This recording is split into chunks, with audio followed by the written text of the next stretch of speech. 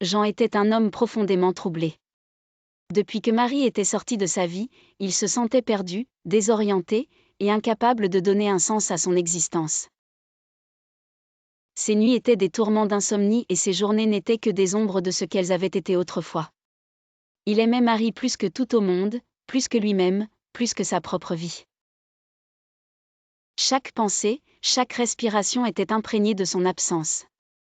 Dans un état de désespoir total, Jean décida de convoquer ses vieux amis pour une réunion, espérant qu'ils pourraient l'aider à trouver un semblant de clarté dans le chaos de son esprit. Les amis de Jean étaient tous des hommes respectés et mûrs, chacun ayant traversé ses propres épreuves de la vie.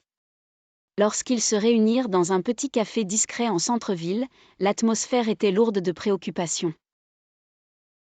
Marc, le premier à prendre la parole, observa Jean avec empathie. « Jean, tu es plus fort que tu ne le penses, dit-il d'un ton rassurant. Nous savons tous combien tu tiens à Marie. Il est évident que sans elle, tu te perds.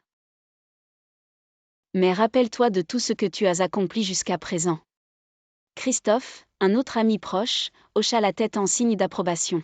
« Jean, tu as réussi à surmonter tant d'obstacles dans ta vie. Tu as bâti ta carrière, tu as aidé ta famille et tes amis dans des moments difficiles, ajouta-t-il. Ne t'interdis pas cet amour, surtout s'il est celui qui te rend vivant. Même l'amour interdit peut trouver une voie si profonde et sincère. » Jean, les larmes aux yeux, se sentit submergé par les émotions. « Mais comment puis-je aller vers elle ?» demanda-t-il, désespéré. « Comment puis-je lui dire tout ce que je ressens sans tout gâcher ?» Pierre, l'ami le plus sage du groupe, répondit calmement, « Jean, tu as mûri depuis tout ce temps. Utilise cette maturité pour réfléchir avec sagesse. Écris-lui une lettre, ouvre-lui ton cœur sans retenue, mais avec la clarté et la sincérité que tu as toujours en toi. Parfois, il ne s'agit pas de courir vers l'amour, mais de le laisser venir à nous. » Les mots de Pierre résonnèrent profondément en Jean. Il savait que ses amis avaient raison. Il devait utiliser sa maturité acquise au fil des années pour accomplir ses rêves et aller vers cet amour qu'il s'était interdit.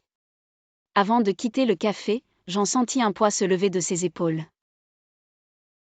Ses amis lui avaient redonné confiance en lui-même et en son amour pour Marie. La route serait longue et parsemée d'obstacles, mais il était prêt à tout affronter pour retrouver celle qu'il aimait plus que tout. Alors qu'il sortait du café, Jean fit une promesse silencieuse, il écrirait cette lettre, il ouvrirait son cœur, et peu importe la réponse de Marie, il saurait qu'il avait tout tenté pour ne pas laisser l'amour de sa vie lui échapper une seconde fois.